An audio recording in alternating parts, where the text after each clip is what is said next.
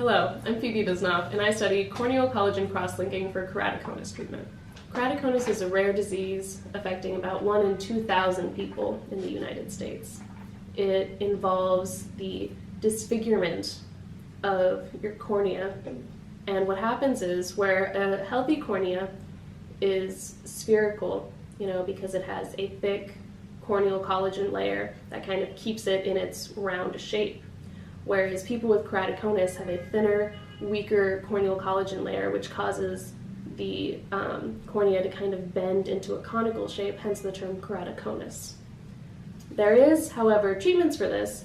There are very invasive things like actually replacing the cornea with a transplant cornea, or there's very thick glasses that you can wear, but there is a new treatment, relatively new treatment, that involves cross-linking the collagen that already exists in your cornea and making it stronger and just kind of popping the cornea back into its spherical shape.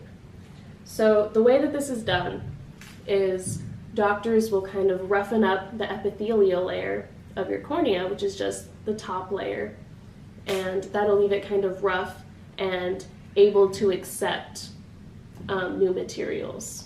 So then doctors will introduce riboflavin or vitamin B2 to the corneal collagen matrix, which is just the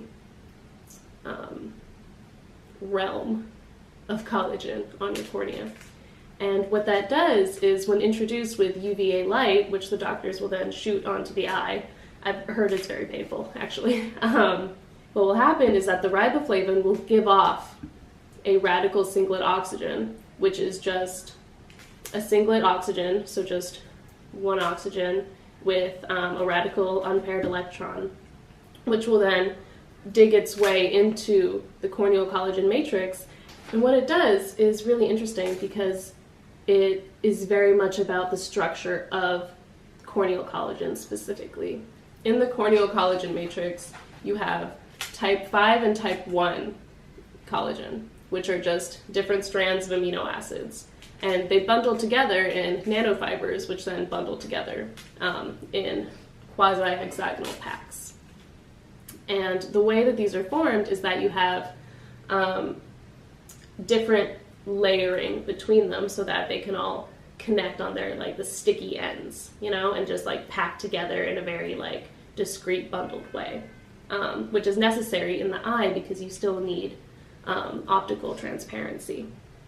So what the radical singlet oxygen will do is it's going to attack an aldehyde group. The singlet radical oxygen is going to penetrate the triple helix of collagen nanofibers, and it's going to attack aldehydes along the amino acid strand in the triple helix of corneal collagen nanofibers.